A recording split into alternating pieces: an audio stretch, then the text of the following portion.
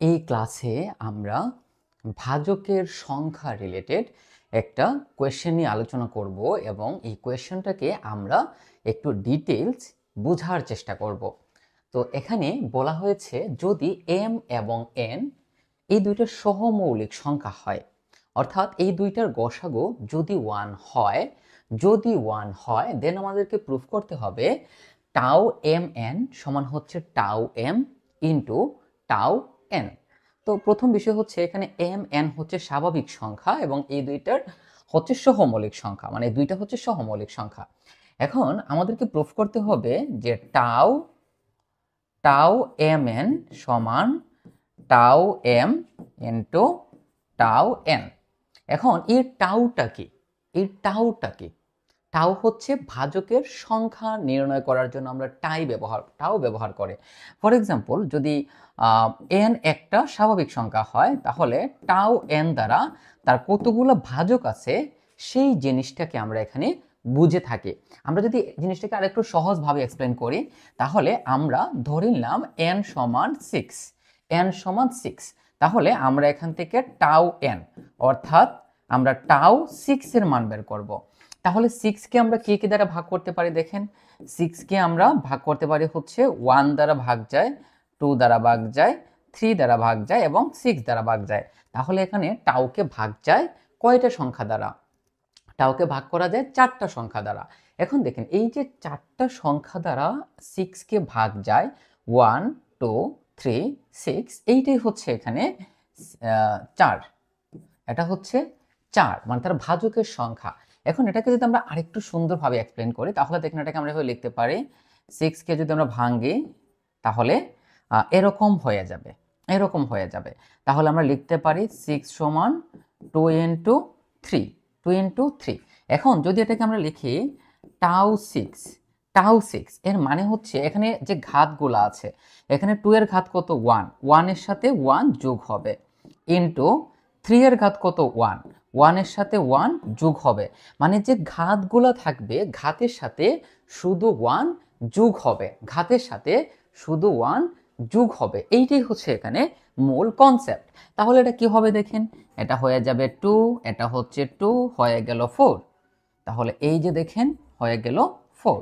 তার মানে আমরা এখান থেকে একটা বিষয় বলতে পারি যে এখানে আমরা যোগ কিন্তু সবসময় 1ই হবে, 1 ব্যতীত অন্য কিছু কিন্তু যোগ হবে না। এই জিনিসটা আপনাকে বুঝতে হবে।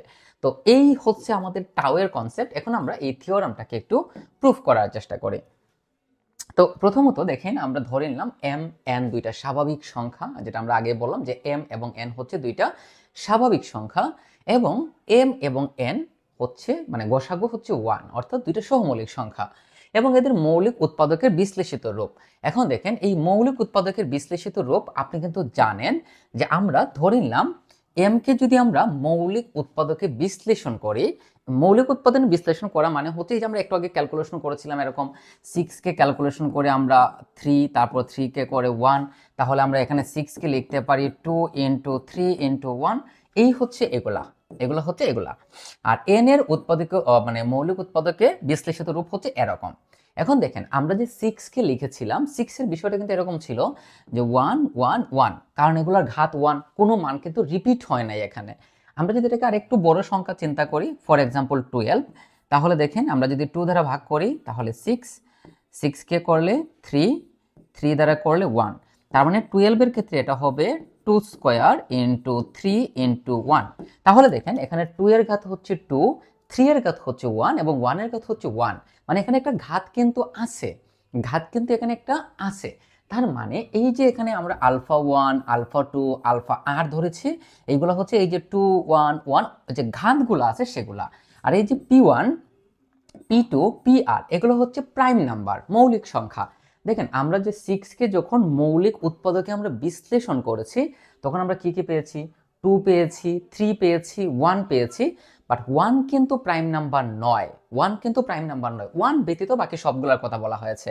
সো এখানে এই যে p1 p2 1 কিন্তু আসলে লিখতে হয় না, এই 1টা লেখার দরকারই নাই। যেমন আপনি এটাকে এখানেই শেষ করে দিতে পারেন, 2 দ্বারা করলে 3, কারণ আর তো এটাকে ভাগ করা যায় না। এখন 3 দ্বারা করলে সেটা 1 হবে, আবার 3ই কিন্তু থাকবে। সো এখানে কিন্তু কোনো 1 আমরা পাচ্ছি না। আপনি 3 দ্বারা ভাগ করলে 1 পাবেন, বাট দরকার নাই, কারণ এখানে মৌলিক উৎপাদকে বিশ্লেষিত রূপ আমরা পাচ্ছি। মৌলিক উৎপাদকে বিশ্লেষণ করলে আপনারা মৌলিক সংখ্যাগুলাই পাবেন। দ্যাটস ওয়াই দেখেন এখান থেকে আমরা মৌলিক সংখ্যাগুলো পাচ্ছি। এটাকে যদি আমরা কেটে দেই, তাহলে এটাকে আমরা একটু সুন্দর করে লিখি, তাহলে আমরা 12কে লিখতে পারি 2 স্কোয়ার ইন্টু 3। তাহলে এই যে দেখেন 2, 3 মানে যে বেসগুলো আছে সেগুলো হচ্ছে প্রাইম নাম্বার। বেসগুলো হচ্ছে প্রাইম নাম্বার। যেমন এখানে দেখেন P1, P2, PR, Q1, Q2, QR, এগুলো হচ্ছে ভিন্ন ভিন্ন মৌলিক সংখ্যা। আর এই যে আলফা 1, আলফা 2, আলফা আর, বিটা 1, বিটা 2, বিটা S, এগুলো হচ্ছে ধনাত্মক পূর্ণ সংখ্যা। এগুলো ডেফিনেটলি পূর্ণ সংখ্যা হবে এবং ডেফিনেটলি এগুলো ধনাত্মক হবে। দেখেন আমি যদি আরো এক দুইটা সংখ্যা নেই, মনে করুন আমি 20কে করলাম, তো 20কে যদি করি তাহলে দেখেন 10কে যদি আমরা করি তাহলে 5। এখন আপনি এটাকে আবার 5 দ্বারা ভাগ করতে পারবেন, বাট একবারই যাবে, দরকার নাই, কারণ এটাকে আর ভাঙা যায় না। সো আমরা 20কে কি লিখতে পারি?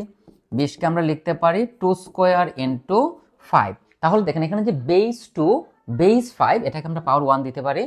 5 এগুলো কিন্তু প্রাইম নাম্বার, আর এই যে 2, 1 এগুলো কিন্তু ধনাত্মক পূর্ণ সংখ্যা, সো এই কনসেপ্টটা আশা করি আমরা ক্লিয়ারলি বুঝতে পেরেছি। এখন আমরা সামনে আসি। আচ্ছা, এই দুইটা আমি একটু লিখি। এখন দেখেন টাউ এম, মানে এম এর ভাজক সংখ্যা আমরা কিভাবে নির্ণয় করি। আচ্ছা, আমরা হিসাবে সুবিধার জন্য আমরা ধরে নিলাম এম সমান 6 আর এন সমান মনে করেন কত ধরবো, মনে করেন 20, মানে আমরা একটু আগে যা ধরলাম আর কি হিসাবে সুবিধার জন্য। তাহলে এম এর ভাজক সংখ্যাটা আমরা কিভাবে বের করেছিলাম আগে মনে আছে? 6কে আমরা মৌলিক উৎপাদকে ভাগ করেছি, তাহলে 6 সমান পেয়েছি 2 + 3, এই দুইটার ঘাত হচ্ছে 1। তাহলে আমরা যখন টাউ 6 লিখেছি তখন এখানে ঘাতের সাথে 1 যোগ ইন্টু ঘাতের সাথে 1 যোগ, তাহলে হয়ে গেল 4। এটা হচ্ছে 6 এর ভাজক সংখ্যা 4টা। এখন দেখেন যদি আমরা এই যে এম আমরা নিলাম, এই এম এর ভাজক সংখ্যা বের করতে চাই, তাহলে দেখেন আলফা 1 + 1, আলফা 2 + 1। এখানে আলফা কোনটা একটু আমরা বোঝার চেষ্টা করি। দেখেন এই যে 1, এই 1টা হচ্ছে আলফা,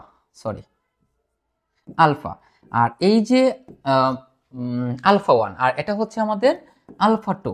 তাহলে এইটার উৎপাদকে আমাদের রূপটা কি ছিল দেখেন, এই যে দেখেন এটা কিন্তু 1 + 1, তার মানে আলফা + 1 + 1, তাহলে হয়ে গেল আলফা 2 + 1। মানে হচ্ছে এই যে আলফা 1 + 1, আলফা 2 + 1, আলফা আর + 1 প্রত্যেকটাকে আমরা গুণ করেছি। এই যে দেখেন এই অংশটা হচ্ছে আলফা 1 + 1, এই অংশটা হচ্ছে আলফা 2 + 1।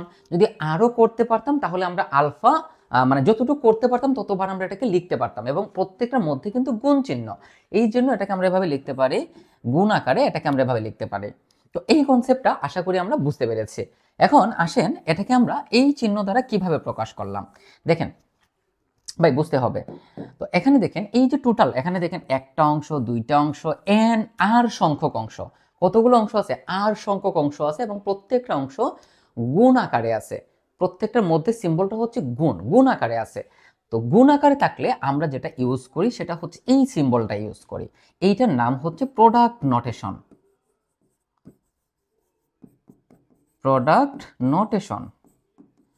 মানে এটা হচ্ছে গুণের সিরিজ। আমি যদি আপনাকে সহজভাবে বলি তাহলে এটা হচ্ছে গুণের সিরিজ, এটা গুণের কাজ করে। তাহলে দেখেন এখানে প্রোডাক্ট নোটেশন আই থেকে আর, সরি এটা আই থেকে আর হবে না, এটা হ্যাঁ ঠিক আছে, এটা আই থেকে আর, এবং এখানে আই এর মান 1 থেকে আর পর্যন্ত। দেখেন এখানে আই এর মান হচ্ছে 1 থেকে কত পর্যন্ত? আর পর্যন্ত। তো যদি আমরা 1 বসাই তাহলে 1 + আলফা 1, 2 বসালে 1 + আলফা 2, যদি আমরা আর বসাই তাহলে 1 + আলফা আর, এবং যেহেতু এটা প্রোডাক্ট নোটেশন এটা গুণের কাজ করবে, দ্যাটস ওয়াই দেখেন এখানে এই যে অংশগুলো আছে এগুলো গুণ আকারে আছে। তার মানে এই সবগুলো অংশকে একসাথে একটা নোটেশনের মাধ্যমে নিয়ে আসা হয়েছে, সেটা হচ্ছে প্রোডাক্ট নোটেশন। ওকে, তো আমরা যখন এন এর ক্ষেত্রে করব সেম বিষয় আসবে। এম এর ক্ষেত্রে আমাদের যে বিষয়টা ছিল, এন এর ক্ষেত্রে কিন্তু সেম জিনিসটাই কিন্তু আসবে। তো আমরা এখানে এন সমান কি নিয়েছিলাম? 20 নিয়েছিলাম। ওকে, তো চলুন আমরা এন সমান 20 দিয়ে এটাকে আমরা একটু দেখি যে এখানে ঘটনাটা কি ঘটে।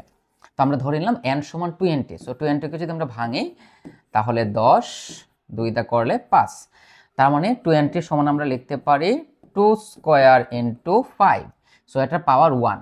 তাহলে আমরা যখন এটাকে টাউ 20 দিব। টাউ মানে হচ্ছে ভাজকের যোগফল, সরি ভাজকের সংখ্যা, ভাজকের সংখ্যা। তাহলে এখানে 2 এর ঘাত কত? 2, তাহলে 2 এর সাথে 1 যোগ হবে, ইনটু 5 এর ঘাত 1, 1 এর সাথে 1 যোগ হবে, তাহলে হয়ে গেল 3 ইনটু 2 6। তার মানে 20কে টোটাল 6টা সংখ্যা দ্বারা ভাগ করা যায়। 6টা সংখ্যা দ্বারা ভাগ করা যায়। কি কি সংখ্যা দ্বারা ভাগ করা যায়? 1 দ্বারা, 2 দ্বারা, 4 দ্বারা, 5 দ্বারা, 10 দ্বারা এবং 20 দ্বারা। তাহলে দেখেন এটাকে যদি আমরা এখন এইটার সাথে কম্পেয়ার করি, এইটার সাথে যদি আমি কম্পেয়ার করি, তাহলে এটা হয়ে যাবে টাউ 20 সমান, প্রথমটা কত ছিল? 2, তাহলে এটা কি হয়ে গেল? 2 প্লাস 1। তারপরটা যদি আমরা 1 ধরি তাহলে হয়ে যাবে 1 প্লাস 1। কাজ শেষ।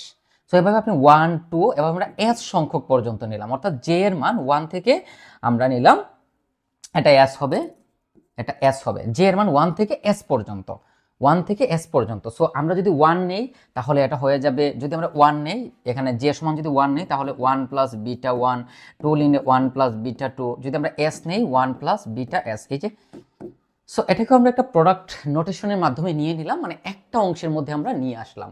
তার মানে আমরা এই অংশের মান বের করলাম, এই অংশের মান আমরা বের করে ফেললাম। এখন বাকি রইল শুধু এই দেখেন, বাকি রইল আমাদের এই টাউ এম, টাউ এন, দুইটা মানে কিন্তু বের করা শেষ। দেখেন টাউ এম, টাউ এন দুইটা মানে বের করা শেষ। এখন আমরা এই দুইটা বের করব, আবার এই দুইটাকে গুণ করব, আবার এখন আমরা বের করব কি? Tau M N.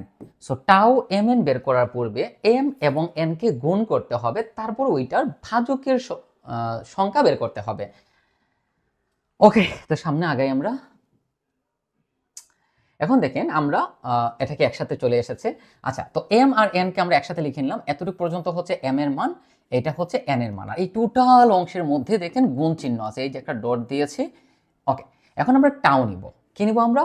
টাউ নিব, টাউ। ঠিক আছে, তো যখনই আমরা এখানে টাউ নিব তখন আমরা লিখব tau M N, tau M N. So এখানে অবশ্যই আমাদেরকে টাউ দিয়ে দিতে হবে। এখানে টাউ আছে, এই যে P1 alpha 1, P2 alpha 2, PR alpha R, Q1 beta 1, Q2 beta 2, QS beta S। এখানে কিন্তু টাউ আছে, এটা লিখতে হবে। এখন আসেন এই টোটাল অংশটাকে যদি আমরা আমাদের ফর্মুলাতে নেওয়ার চেষ্টা করি, যদি আমরা ফর্মুলাতে নেই তাহলে কি হয়?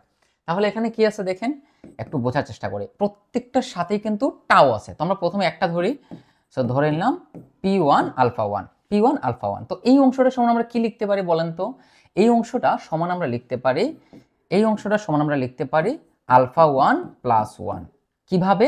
দেখেন, যদি আপনার এরকম হয় 2 টু দি পাওয়ার 1, এখানে P1, P2, PR, Q1, Q2, QS প্রত্যেকটাই কিন্তু প্রাইম নাম্বার, মৌলিক সংখ্যা।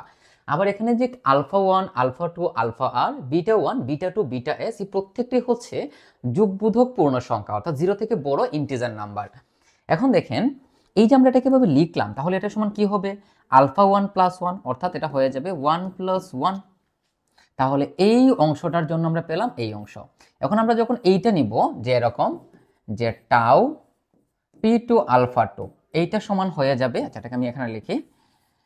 তো আমরা যখন নিব টাউ P2 আলফা 2, এটা হয়ে যাবে আলফা 2 প্লাস 1।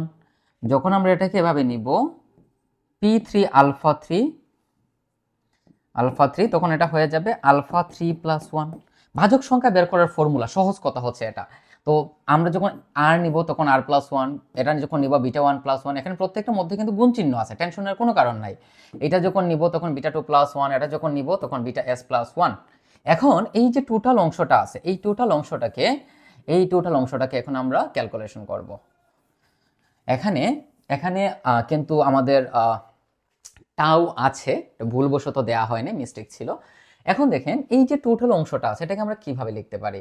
এই যে অংশটা, এই অংশটা সমান কিন্তু অবশ্যই product notation I equal to 1 থেকে R 1 প্লাস আলফা I, যেটা আমরা সামনে লিখেছিলাম, সামনে কিন্তু এটা আমরা বের করেছিলাম, ঠিক আছে, মনে রাখবেন। আর এই যে অংশটা, এই অংশটা সমান হচ্ছে এইটা। আবার দেখেন এই যে দেখেন নোটেশন অফ, মানে product notation I equal to 1 থেকে আর 1 প্লাস আলফা I, এই অংশ সমান কিন্তু টাউ এম, সামনে বের করেছি কিন্তু মনে রাখবেন। আর product notation J equal to 1 থেকে S, এটা S হবে 1 প্লাস বিটা জে সমান আমরা বের করেছিলাম টাউ এন। সো এই অংশটা সমান হচ্ছে টাউ এম আর এই অংশটা সমান হচ্ছে টাউ এন। সো আমাদের প্রমাণ ছিল এরকম যে টাউ এম এন সমান tau M into tau N. তাহলে দেখেন আমরা শুরু করেছি এই জায়গা থেকে এবং শেষ করেছি এই জায়গাতে। সো আমাদের প্রমাণটা কিন্তু আমরা পেয়ে গেলাম এবং এইটাই হচ্ছে আমাদের সমাধান। সো আমি এটাকে একেবারে ডিটেলস আপনাদেরকে বুঝিয়ে দেওয়ার চেষ্টা করেছি। এরপরেও যদি আপনারা না বোঝেন বা কোনো ডাউটস ওর কনফিউশন থাকে নিঃসংকোচে প্রশ্ন করবেন। ধন্যবাদ সবাইকে।